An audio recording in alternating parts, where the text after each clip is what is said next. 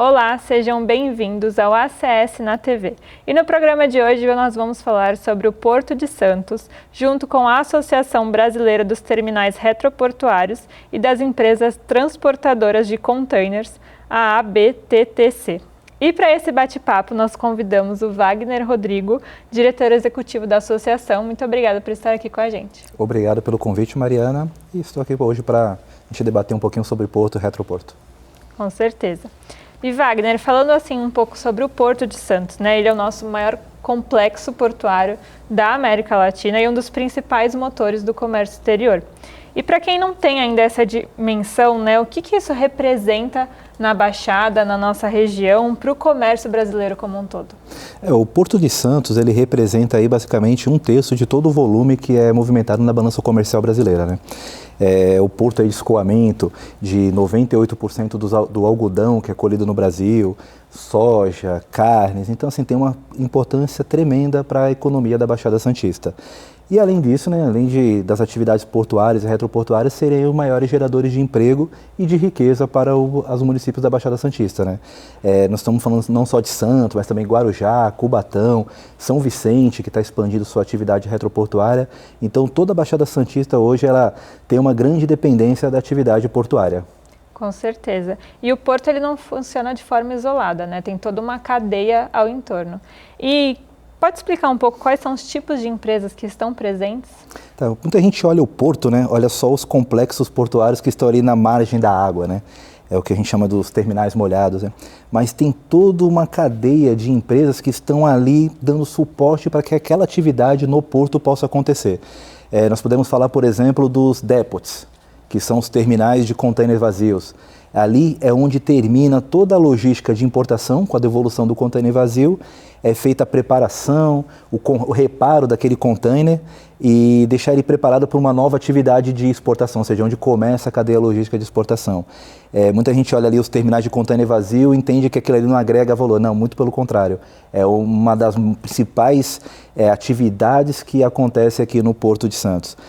Também temos aí na área retroportuária os terminais Redex, que são os terminais que recebem a carga com destino à exportação, fazem todo o trabalho de consolidação de mercadoria, todo o desembaraço aduaneiro e deixam essa carga já pronta para ser embarcada no terminal portuário. Serve aí como um grande pulmão para a atividade portuária. E fora outras atividades, nós temos transportes, atividades também de suprimentos. Então a cadeia logística portuária ela é imensa, então nós não temos que olhar só para o canal, tem que olhar além do canal. É o que eu costumo sempre falar, né? Precisamos que ter áreas retroportuárias pelo menos 2, 3 vezes superiores ao que temos hoje de área portuária, né? Para que nós tenhamos uma logística mais eficaz. Sim, você comentou que essa área, né, do retroporto é o pulmão, né, dessa engrenagem como um todo. E como é que isso funciona na prática? Tá, por exemplo, hoje nós temos aí os terminais portuários. São áreas que devem basicamente atender a operação de navio. A carga já tem que estar pronta, desembaraçada e ali só fazer a mudança de modal, né? Nós tiramos o modal rodoviário, ferroviário e coloca no modal aquaviário. Só que para que isso aconteça, essa carga já tem que chegar pronta no porto. E aí é onde entra as atividades retroportuárias, ou seja, o pulmão do porto, né?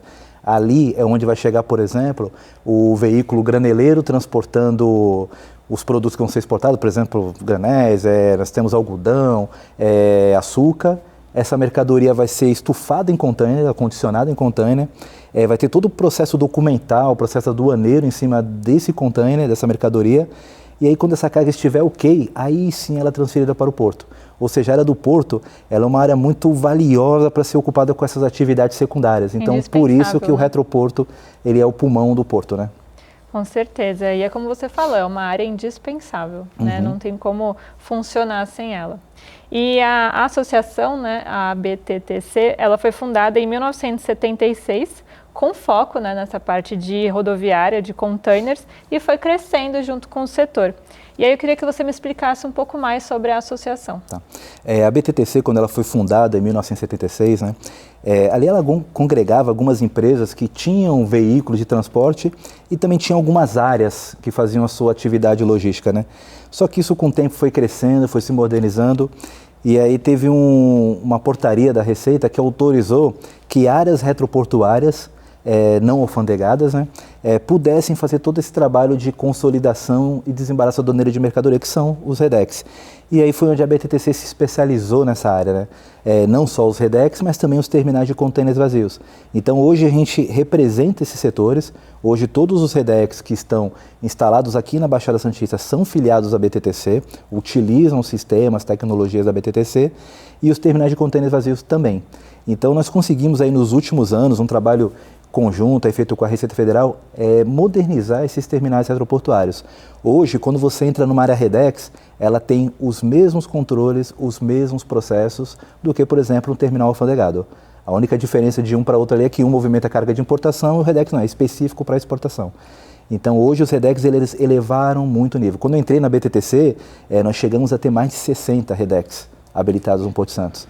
Mas com esse processo de modernização, hoje reduzimos aí para 29 REDEX, mas que atendem super bem toda a demanda do Porto de Santos. E você falou sobre a modernização, existe muita tecnologia e inovação por trás? Existe bastante tecnologia. Hoje, por exemplo,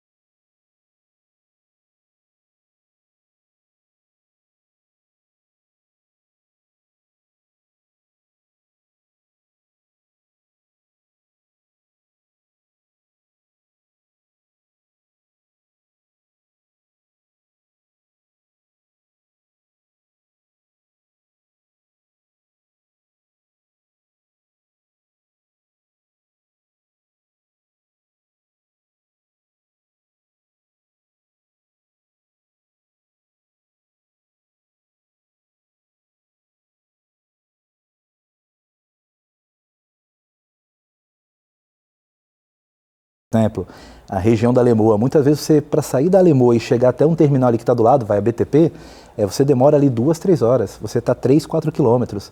Em compensação de outras localidades, você consegue fazer isso em 40 minutos. Então tem uma série de ações pontuais que precisam ser feitas, né, para poder melhorar essa mobilidade.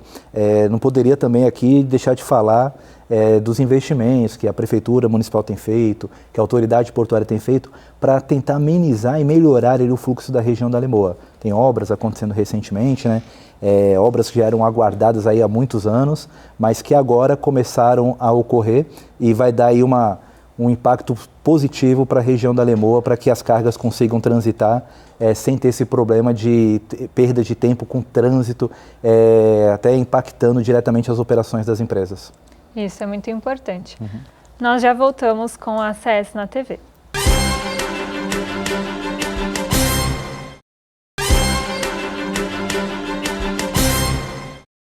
Estamos de volta com o ACS na TV, com a participação de Wagner Rodrigo, diretor executivo da ABTTC.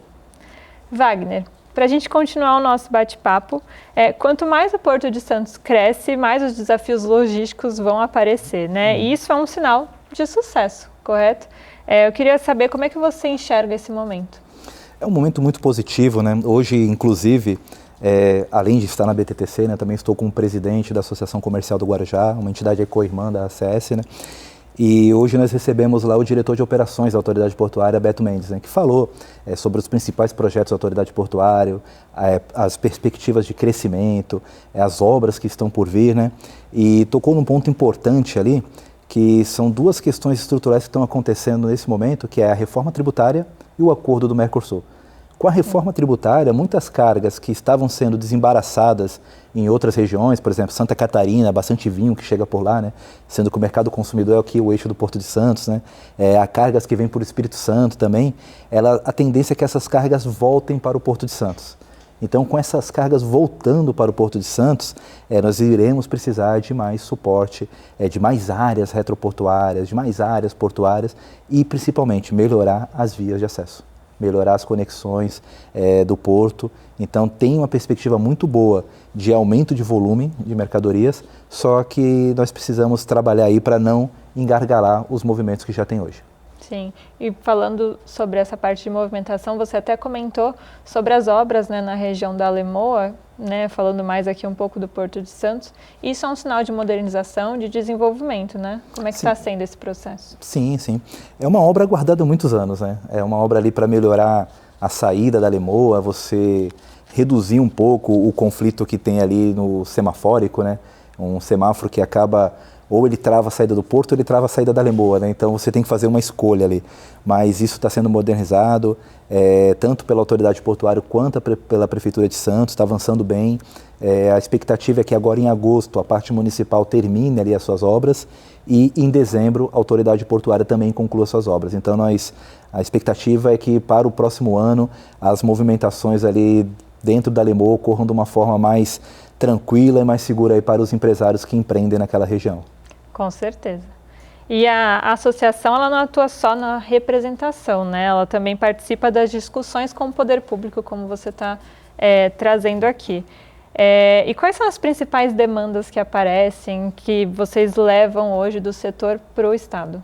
Olha, além dessas questões pontuais aqui, locais, né, que a gente tem bastante interlocução com as prefeituras municipais, também tem algumas demandas que a gente apresenta ao governo do estado, tá? Principalmente questão de mobilidade, mas acho que a principal pauta hoje da associação da BTTC é a questão do reporto. Hoje nós temos existe um programa federal, né, que permite com que terminais portuários e alguns retroportuários adquiram equipamentos com isenção de alguns tributos, suspensão de outros tributos, que impacta em cerca de 40% o custo desse equipamento. Só que, atualmente, Redex e Depots, embora façam parte de toda a cadeia logística de importação e exportação, eles não estão contemplados nesse benefício. Então, essa bandeira, a BTTC tem defendido, nós temos feito inúmeras articulações em Brasília, inclusive foi fruto de um projeto de lei que está tramitando lá na Câmara, tem pareceres favoráveis, tanto da Comissão de Viação e Transporte quanto da Comissão de Finanças e Tributação, mas ainda não está no ritmo acelerado essa tramitação e nós precisamos urgentemente desses incentivos para que os terminais retroportuários possam investir em novos equipamentos, ganhar mais eficiência na sua movimentação e principalmente, né, que a bandeira agora do momento, né, reduzir o seu impacto de carbono. Porque hoje você pega um equipamento que atua no terminal retroportuário Redex, Depot, é equipamento que tem mais de 10 anos. Esse equipamento é mais poluente, é menos eficiente, tem um custo de manutenção alto. Em compensação, hoje tem equipamentos que poluem cerca de 90% menos do que os equipamentos que estão hoje nesse parque, que gastam menos em custo de manutenção e, além disso, ainda tem equipamentos elétricos, né, que já vai na transição energética. Então, precisamos urgentemente inserir Redex e Depots no programa do Reporto. Sim, com certeza. E voltando um pouco ao nosso assunto que a gente estava falando no primeiro bloco, sobre que essa parte, né, da logística, ela não afeta só Santos, né? Toda a Baixada como um todo, como a cadeia. E como é que é visto assim o papel das demais cidades, dos demais municípios ao entorno?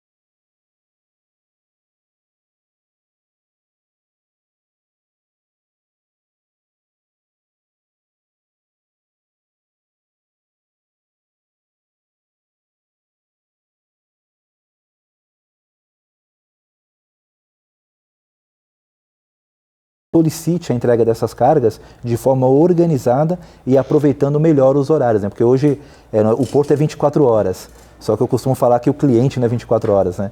O cliente opera em horário administrativo. Sim. Então ainda tem um lapso de horários que você consegue trabalhar com esses agendamentos, com essas cargas.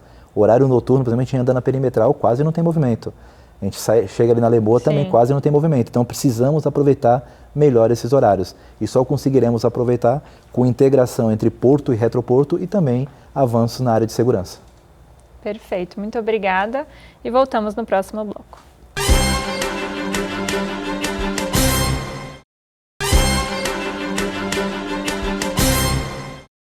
Estamos de volta com o último bloco do ACS na TV com Wagner Rodrigo, diretor executivo da ABTTC. Wagner, então vamos começar esse bloco falando um pouco sobre a ABTTC associada à Associação Comercial de Santos. O que essa aproximação representa na prática para o setor? Olha, a ABTTC já é uma associada de longa data aí da Associação Comercial de Santos, né? É importante essa aproximação da ABTTC junto à ACS, porque a gente consegue trabalhar em algumas pautas em conjunto, né? A Associação Comercial de Santos ela tem sua história, seu protagonismo, sua penetração ali junto às empresas associadas. Então a BTTC viu isso como uma grande oportunidade para desenvolver pautas em conjunto e também trabalhar essa questão da expansão da atividade retroportuária. A gente não é associado só à ACS, né? Também participamos da Associação Comercial do Guarujá, participamos de outras entidades, justamente por acreditar nisso, que a união de forças conseguem melhor atingir os objetivos. Com certeza, até essa união que você falou traz muitas melhorias, né, para o setor retroportuário e como outros no geral, e como as entidades, né, como a BTTC, conseguem mobilizar lideranças públicas e representantes do setor privado. Nós temos bastante contato com o poder público, né? Então isso é inerente à nossa atividade institucional, né? Então nós conseguimos ali trabalhar algumas pautas bem estruturadas, discutir. A gente tem bastante proximidade com secretários municipais das áreas que cuidam de assuntos portuários, retroportuários, emprego, infraestrutura. Então ela consegue ali levar a voz dos seus associados para atingir os objetivos em relação às demandas que são apresentadas às entidades. Então hoje esse ponto é bem trabalhado na BTTC e junto com as entidades com que nós participamos, né, a gente consegue aí ter mais penetração e mais aderência junto aos poderes constituídos. Com certeza. E vendo assim essa parte desse crescimento, que o porto seja sustentável também, precisa ter todo ali um acompanhamento com o planejamento urbano, né? E como é que acontece essas conversas juntos com o diálogo entre o setor portuário e o Estado? Olha, eu costumo falar que essa questão de infraestrutura não tem que ser um plano de governo, né? Tem que ser um plano de Estado. Tudo que você planta hoje de projetos, pegando o exemplo aqui da terceira pista da Imigrantes, se hoje o governador assinar o documento autorizando a Ecovisa a seguir com os estudos, nós estamos falando que é uma obra que vai ser inaugurada daqui a 6 anos. Sim. Então, ou seja, já não está mais na gestão do governador mesmo que reeleito, né? Então, isso precisa ser um plano de Estado. A mesma coisa tem que acontecer nos municípios da Baixada Santista. Eu vejo, por exemplo, alguns municípios avançando bem nessa pauta, por exemplo, Praia Grande, né? Que a estrutura de Praia Grande avançou muito nos últimos anos. Santos também está seguindo essa linha bacana, mas outros municípios também precisam avançar e ter planos não só de governo, plano mesmo de Estado, entendeu? Para que as obras saiam, para que os projetos sejam realizados, e um ponto importante disso tudo é a sociedade civil organizada estar acompanhando, estar ajudando nesse processo de planejamento, porque quando a sociedade civil organizada participa, esse projeto deixa de pertencer a um governo e pertence à sociedade, pertence a todos, entendeu? Então precisa que as coisas sejam bem encaminhadas e bem acompanhadas pela sociedade civil organizada. E mesmo como você falou, né, muita gente às vezes não percebe, mas todas as operações portuárias acabam impactando o nosso dia a dia, né, assim como de todas as pessoas, de todos os municípios, e não só no trânsito, tem o uso do solo, tem os acessos viários, a economia, que é muito importante. Como é que é essa relação entre o porto e a vida urbana da Baixada Santista? Olha, eu vou pegar muito o exemplo da cidade onde eu resido e eu estou presidindo lá a Associação Comercial, né, Guarujá. Guarujá ele tem um grande potencial turístico e muita gente via o porto e o retroporto como vilões na cidade, que não agregava nada, que o caminhão está travando a via, que o caminhão está congestionando. Só que hoje esse olhar já está mudando. Por quê? Com informações, com acessos, tive até a oportunidade de levar a diretoria lá da Associação Comercial do Guarujá para conhecer a autoridade portuária, para conhecer tudo que envolve ali o porto, né? E aí já conseguimos mudar um pouquinho essa visão, vendo que a atividade portuária e retroportuária ela agrega sim na economia do município, só que nós precisamos estar juntos para que as obras estruturantes saiam e aquela operação ela impacte o menos possível o dia a dia da população. Pegando o exemplo do Guarujá, né, nós temos ali um conflito na Rua do Adubo, que é uma via municipal, mas é o único acesso ao porto, que já poderia ter um viaduto, já poderia estar estruturada para atender o tráfego do porto. Só que, por motivos alheios de governos anteriores, essa obra acabou não saindo da forma com que deveria.